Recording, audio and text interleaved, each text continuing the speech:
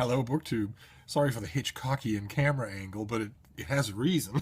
And the reason is that we're at the very bottom of the big biography bookshelf. We are on the final shelf at long last. We have grinded our way through the whole thing. So I wanted to show you this last shelf of the big biography bookshelf, starting with an absolute classic.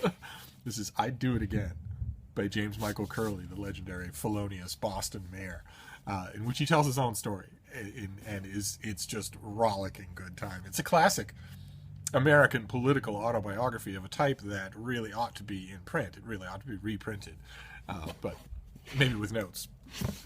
No such luck so far. And another one, this is Anne Rowe. This is The Perfect Prince. Nice big biography of a young man named Perkin Warbeck, who claimed to be one of the princes in the Tower, killed on the orders of Richard III. He claimed that he survived and was therefore the rightful king of England. And he seemed like a fairly simple youth, and he attracted a massive following. It's a fantastic story that Anne Rowe tells, and she tells it really well. At one point, his case was even championed by his own mother. Not his mother, but the mother of the princes in the Tower. And everybody had their own reasons for being on the side of Perkin Warbeck or against him. And the whole story is fascinating. And finally has a beautiful edition, a beautiful story. And then the next three books are something that we've seen on this channel before. This is Rainer Stark's biography of Kafka. This is The Decisive Years, the only volume that I have in paperback. Then The Years of Insight. And then just recently, this year, The Early Years. It's a big 3-volume biography of Kafka that, if I were the anal retentive type, it would bother me that I have only one of them in paperback. But that's part of the fun of having a bookstore like the Brattle, is that I can keep my eye out for, I don't remember which one it is, The Decisive Years. I can keep my eye out for The Decisive Years in hardcover. It will certainly show up there. Then the next one is by Wilfred Sheed. It's his biographical portrait of Clare Booth Luce. And he sat with her and drove around with her and heard all of her anecdotes, and is a fantastic writer in his own right. It's a terrible shame that Wilfred Sheed is now completely forgotten. That's a terrible shame. He wrote novels that are worth remembering. He wrote nonfiction that's very much worth reprinting. And this is an amazing book. Clare Booth Luce has just had an exhaustive 2-volume biography that, is everything that this little impressionistic volume isn't and doesn't want to be. But they go well together. And somewhere here, there is that 2-volume, that 2-volume biography. Maybe we'll get to it. The next one, speaking of 2-volume biographies, is this. It is Henry Wadsworth Longfellow in 2 volumes by Samuel Longfellow. And it's the classic kind of thing that you see it at the Brattle all the time, but an ordinary used bookstore, a Savers or a mall type thing, is very unlikely to see this, let alone to see it for $1 a piece. And it's a wonderful old grand thing, tons of letters, tons of illustrations with onion skin coverings. It's just a grand old biography of an American poet that I love, that I love in isolation. Nobody else loves Longfellow anymore, but they should. And then we have this. This is Frederick the Great by Bob Asprey. This is it's the subtitle is A Magnificent Enigma, and it's just a fantastic biography of Frederick the Great by a friend of mine, and who does a great job narrating every single aspect of the life. This is a prime example of a biography that I wish I had in hardcover. I've reinforced this paperback to withstand, scrutiny. But this is a biography, I have a few. This is a biography that I regularly reread, and the paperback is going to fall apart sooner or later. But again, that's part of the fun of the Brattle, is that you have something to look for. And then the next one is fairly new. It's Alice. This is Stacey Cordery's biography of Alice Roosevelt Longworth, the imperious daughter of Theodore Roosevelt, Princess Alice, as she was known in her day, who was at the heart of Washington political society for 50 years.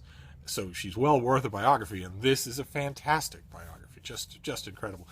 I just found this volume at a library book sale, and the reason that I got it and the reason that it's on my shelf is because every time I get a copy of this thing, I mail it off to somebody. So who knows how long this one will sit here. But for now, it's my copy. And then we're getting to the end here. We have the 3-volume Rainer Stark Kafka biography. Now we see a bit of a problem. These next 4 books show a bit of a problem with being a big fan of biographies. You'll see what I mean. The first is Lady Elizabeth Longford's 2-volume biography of Wellington, of the Duke of Wellington. The first volume is The Years of the Sword, which tells the story of him as England's foremost military commander. And then the second volume is The Pillar of State, which tells the story of his embattled political career once he hung up his spurs. And they are wonderful.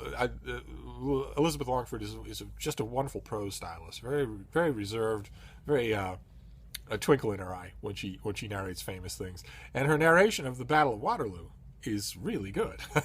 It's when the book first came out, that volume came out that had the Battle of Waterloo in it. It raised hackles among a number of professional military historians who knew perfectly well that they hadn't told the story quite as well. They couldn't fault the facts, but they were given a very good demonstration of how they're supposed to do their jobs. And you might think, well, okay, a 2-volume biography of the Duke of Wellington, what's the problem there? And the problem there is that it's not my only 2-volume biography of the Duke of Wellington. There's also this by Rory Muir. These are another 2-volume biography of the Duke of Wellington, broken down by almost the exact same lines as Lady Longford's. There's the first one is The Path to Victory, and then the second one is Waterloo and the Fortunes of Peace. Now you can see, maybe you can't see, but each volume of these is longer than each volume of hers, and they're also extremely pretty. These are from Yale, and they're really well done. It's a really beautiful pair. And they represent a whole generation of extra scholarship and study that hers did not. So I can't justify getting rid of either one of them. So I have them both. I have 2-volume biographies of a man I don't even like. but that's a whole half foot of shelf space right there. That brings us to the end of the shelf. This shelf goes faster than all the others because it has a 3-volume life of Kafka and 2-volume lives of Wellington, and that's almost the whole thing right there. The last one is this. It's Robert Browning, not the poet, a big pictorial biography of Justinian and Theodora, the Emperor Justinian and his wife Theodora. Remarkable stories that are associated with them anyway. If you've read your Gibbon, you'll remember that there's a lot of great stuff connected with them, your Gibbon or your Procopius. And Browning tells it all just spiritedly, and also brings in a lot of epigraphical stuff. So you get a lot of monuments, a lot of inscriptions, a lot of coins, a lot of stuff that the older historians, especially the ancient historians, don't consider in any way. And there are lots of pictures. These larger size books are always loaded with pictures. That's why I like them so much. Sometimes you want that. And that is it. That is the big biography bookshelf. Now I counted for some tag that I did recently asked me to count the number of bookshelves that I have. And I did count. I went through the place and counted them all, and then forgot that it was the alphabet tag, and N was for number of bookcases, and I just left out the letter N. I went to all that trouble and then forgot to do it. But it was 30. It was an even 30. I have 30 bookcases, and this was just one, and it took forever. So I confess I had a blast. So if you all liked this, then since I now know that I can do it, since I now know that all it requires is me to hold the camera on myself, well, I'd be happy to take you through all my bookshelves. I can't imagine that you would want that, but you've surprised me before.